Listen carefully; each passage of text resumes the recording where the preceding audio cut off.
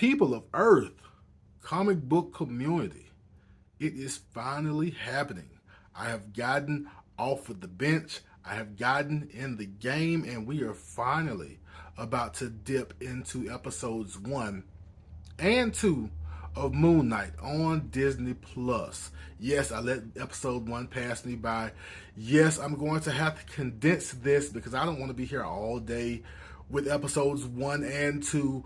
We may not get really deep into the deep waters and all of the Easter eggs and things, but I want to review episodes 1 and 2, and more importantly, I want to come to the defense of my guy, Stephen Grant.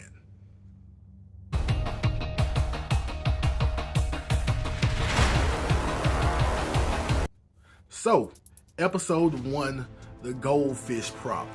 So we opened it up with this figure we come to know as Arthur Harrow. I mean, most people come to know him as Arthur Harrow.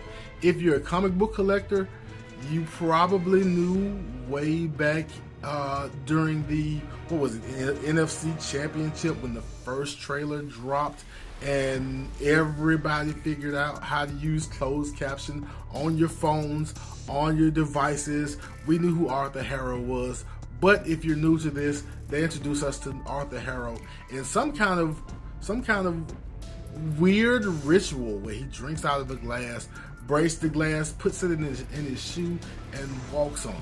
I still have not found an explanation for that. I don't know if that's a new thing, if it's a very old ritual, if it's something that Ethan Hawke made up himself. But that's what we opened up with first, which was really funny because you never, I won't say never, but it's few and far in between times when you really open up with the villain of the show, which I think Arthur Harrow will end up being. But when after we get that intro and we get the Marvel CGI credit roll or whatever they call the thing where they show all of the characters inside of the Marvel brand, we come to Stephen.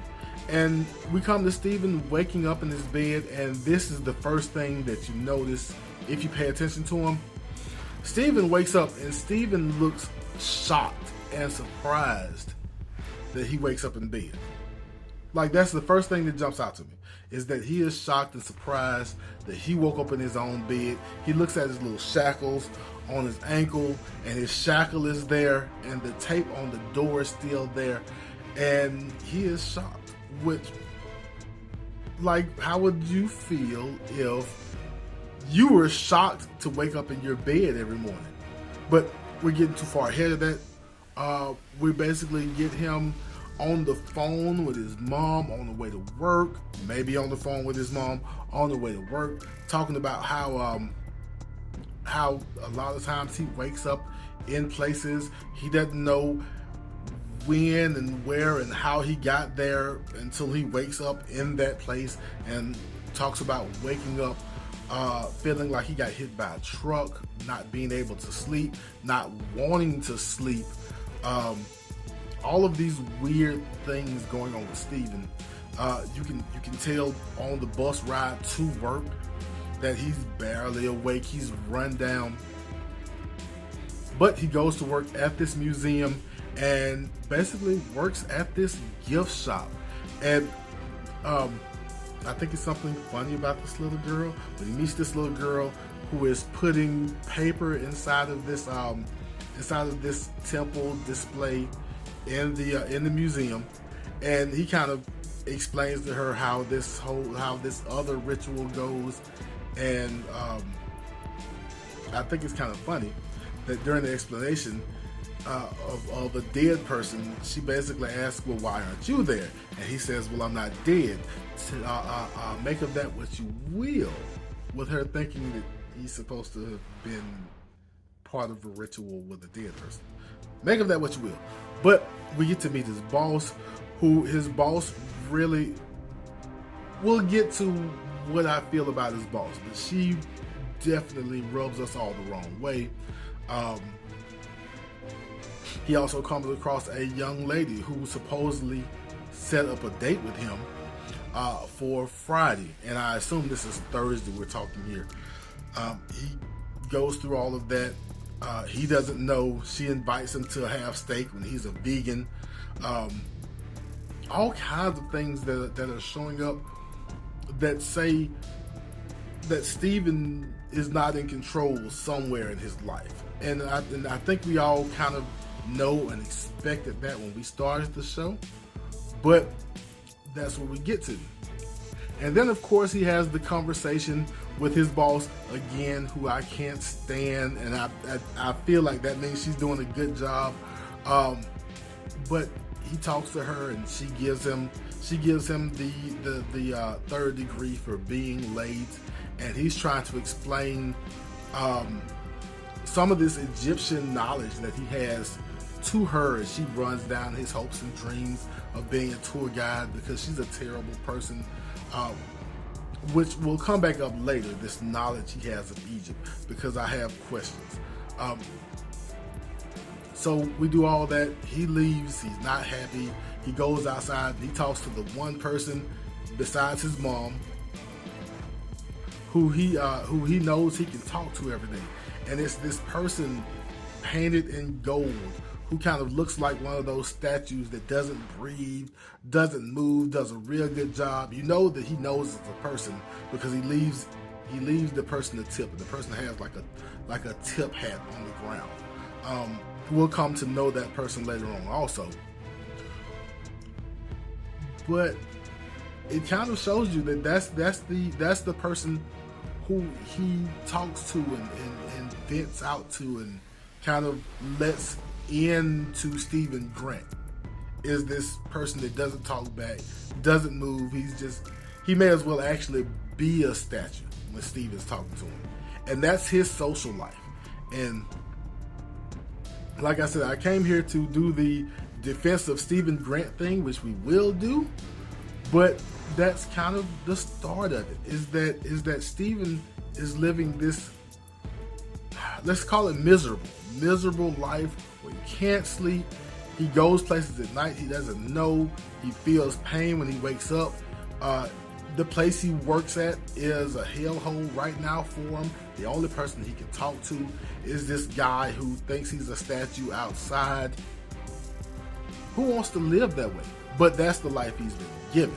Now, side note, most of the Moon Knight fans know that Steven Grant is not supposed to be a gift shop worker. Steven Grant is a millionaire, and he's kind of the person who handles the money for the Moon Knight situation. But I am actually very much in agreement with this down-to-earth, regular, everyman but troubled version of Steven Grant. Because if you make him a millionaire, like let's take Batman.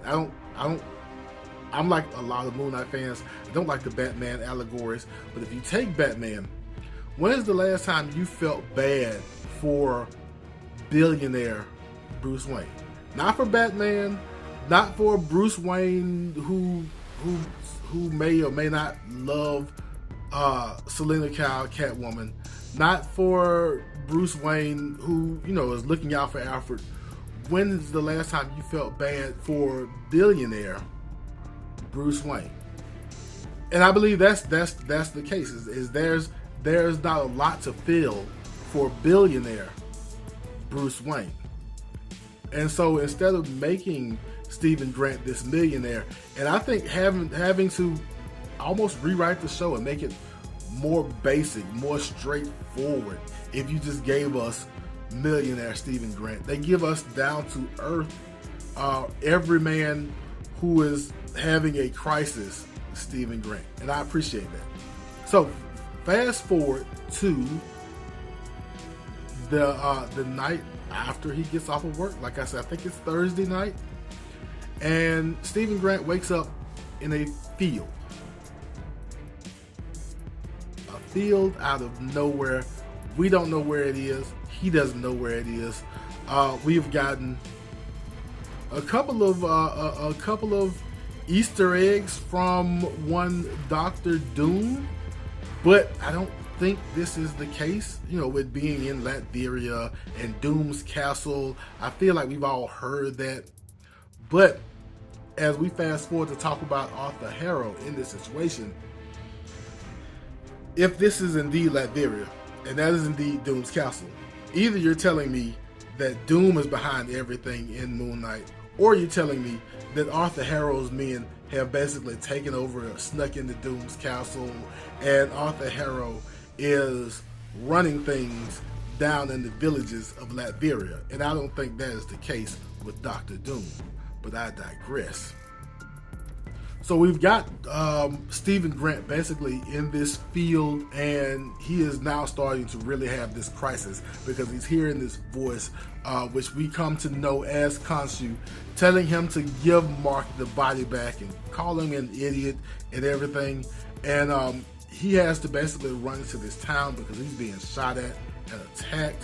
When he gets to this town, he finds out that he has this scarab that Arthur Harrow is looking for, and Arthur Harrow is doing this ritual where through a little bit of the power of Ammit, this Egyptian god, he is judging these people on whether or not they're good people over the course of their lifetime, not just what they've done in the past, but what they may do or will do in the future, which is a strong point with Stephen later on once again.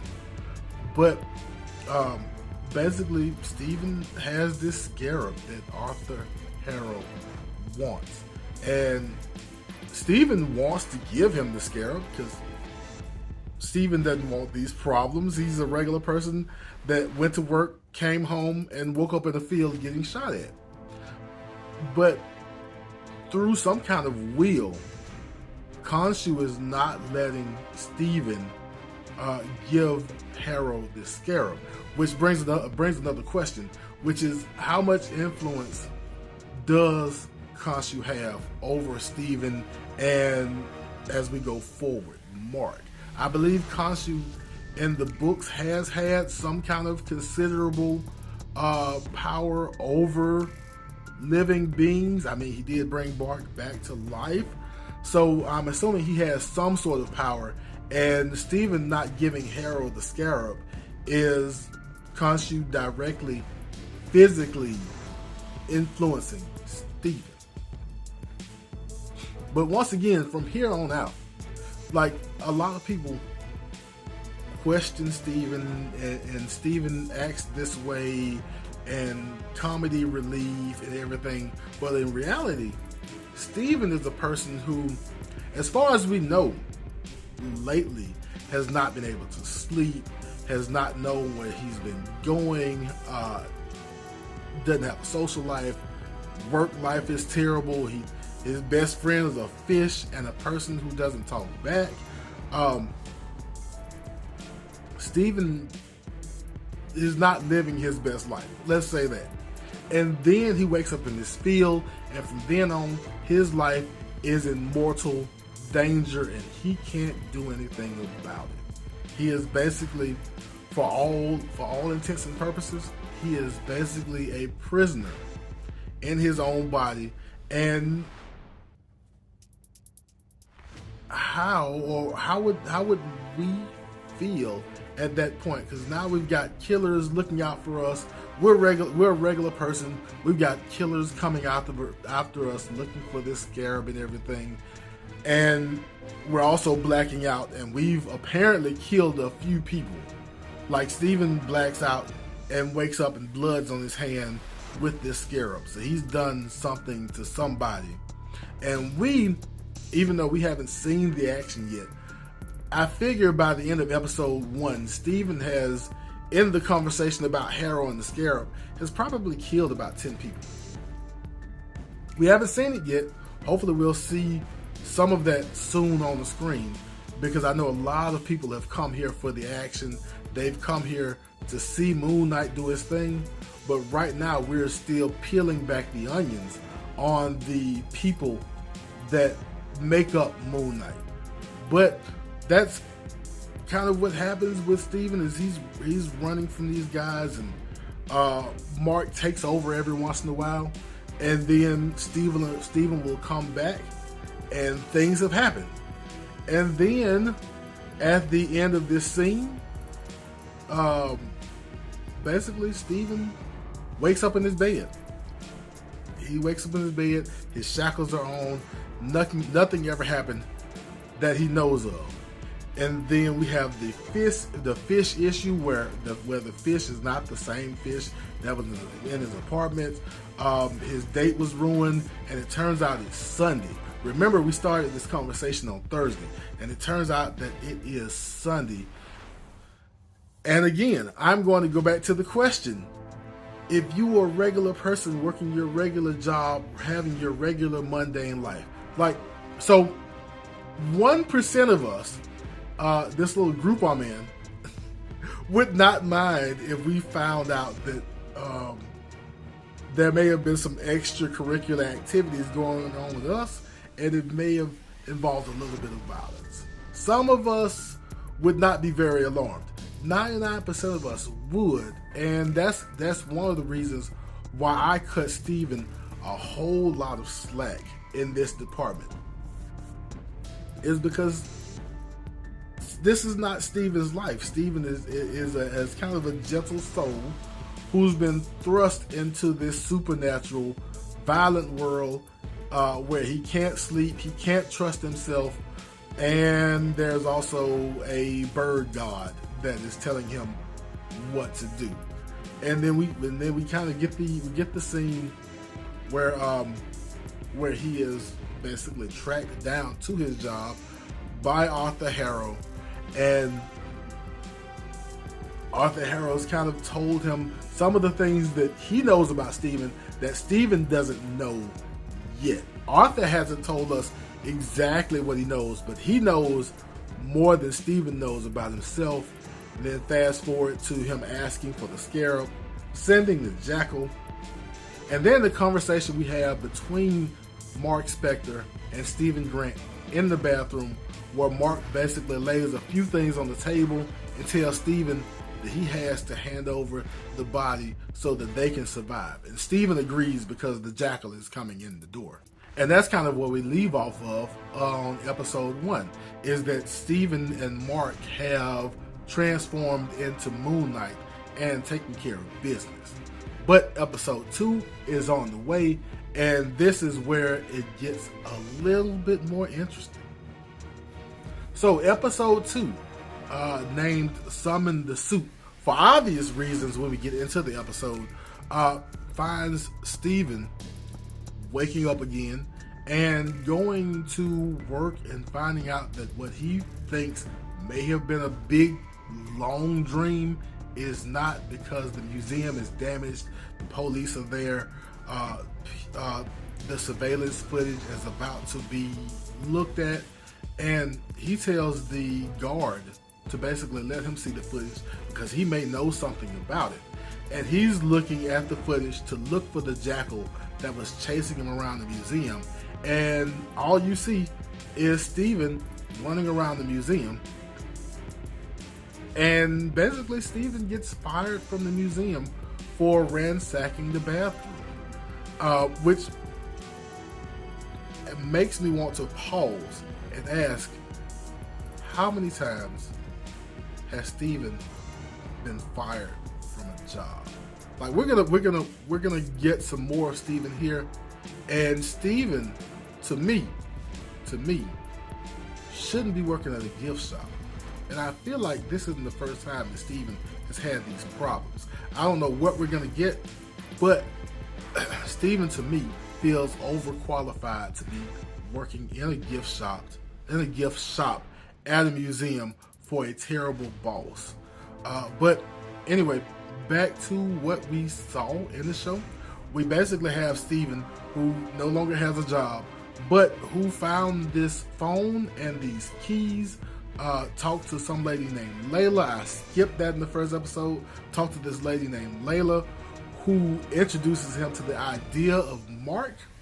But he takes these keys to storage units that match the keys around the city. and finally finds the storage unit and the container that the key fits. When he gets in there, it's like a bunker set up for someone military-ish, someone mercenary-ish to set up shop. And he finds this book bag with the scarab and money and guns, and then he has his second encounter with Mark. And Mark basically tells him the lowdown. He gives him the whole rundown about working for Khonshu and being Moon Knight and everything. And again, we're like in the span of a couple of days, Steven's life has gone from already not great to I'm sharing a body with who I think is like this dangerous killer, this crazy person, and so he's freaking out like I think he should be, and then he tries to run away with the money and the guns and the scarab, and he's going to turn all that stuff in. He is willing to go so far as to go to prison to avoid all of this other Mark Moon Knight stuff, which I think says a whole lot. But he gets out, chased by Khonshu, whether it's actually Khonshu or an image of Khonshu. He's being chased by Khonshu, gets out to the street, and coincidentally, I guess because she tracked his phone, runs into Layla. And so he and Layla basically hash out their differences. He takes forever to be convinced about this whole Mark thing that she's telling him about. She takes forever to be convinced that Steven really believes he's Steven. And he shares stuff that Mark doesn't want to be shared with Layla to keep her safe.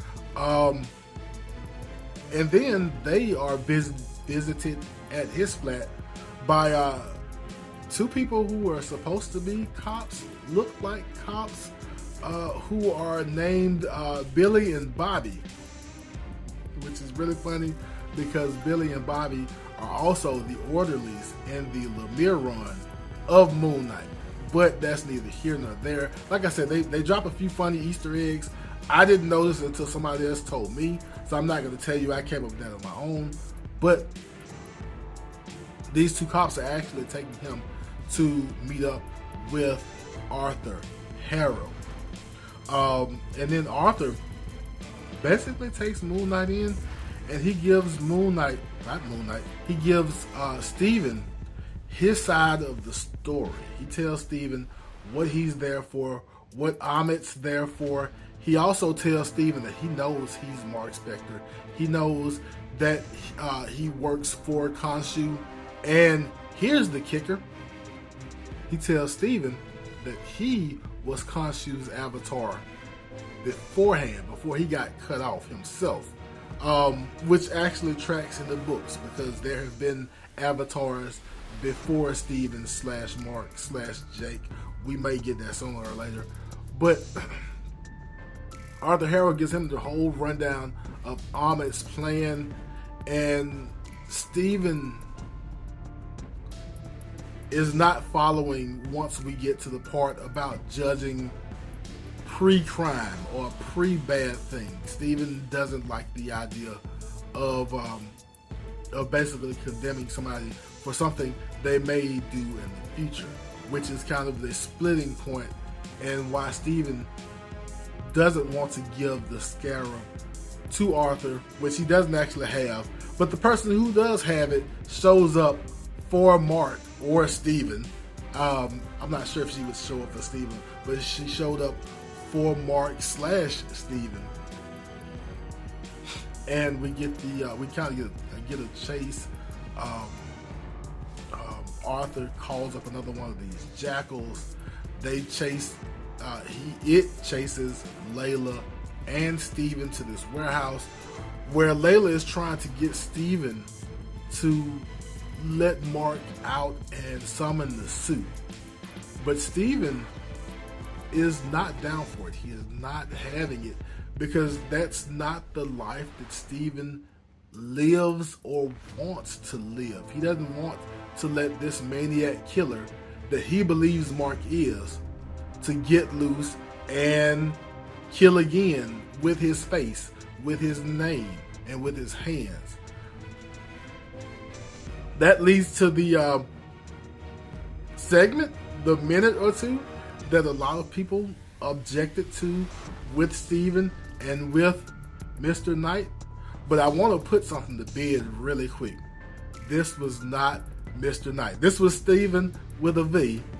This was not Mr. Knight. The suit does not necessarily signify Mr. Knight, but I believe we'll get there. I'll tell you how later. But we have this fight with this jackal. Steven finally lets Mark take over because there are people in public, and Mark can probably handle this situation better without getting people hurt, which he does. And then afterwards, after the jackal is killed and Mark reverts back from Moon Knight to being Mark, you have probably my favorite part of both episodes. And that is when Mark is in the driver's seat. Mark is the dominant alter. And Steven is in the mirror. And Steven is powerless. And so Mark is explaining to Steven his whole deal with Khonshu, how he is a servant. And even Steven isn't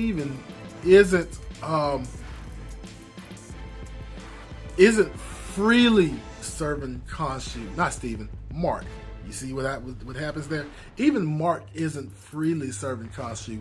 It's a matter of servitude, a matter of keeping Khonshu away from Layla. And he's been doing it forever. I did my Steiner math in my head, starting at Mark's birthday, which is 1987, and I figure that Mark has probably been Moon Knight for somewhere between at least 7 to 10 years, at least. So he's been at this for a long time, and you can look at his face and at his eyes and tell how tired he is from this Moon Knight ordeal. But he has to be Moon Knight to keep Khonshu away from Layla, and also because he owes Khonshu his life. And you can see Steven in the mirror protesting all of this stuff with Mark, because everything Mark does, everybody Mark leaves behind, every speck of blood is also on Steven's hands, and Steven is not with it yet, because he doesn't know all of the importance and all of the things that Mark and Moon Knight have been through yet, and he doesn't want any part of it.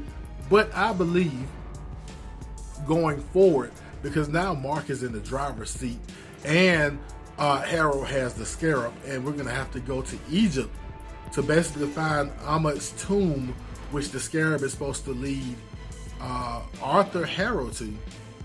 I believe that now that Steven is in the passenger seat and watching Mark, I think he'll learn more about Mark, more about Moon Knight, more about the things that he was afraid of, and I think we'll get a different Steven on the other side. I think we'll get a Steven that we can trust, a Steven that at least somewhat willingly participates and helps to become the hero we're looking for Moon Knight to be, even though he's been around for who knows how long. And I believe that is when you'll actually get Mr. Knight, is when Steven sees what Mark is doing, sees the good that he's doing, and finally figures out that this is his life, that this is what he has to do.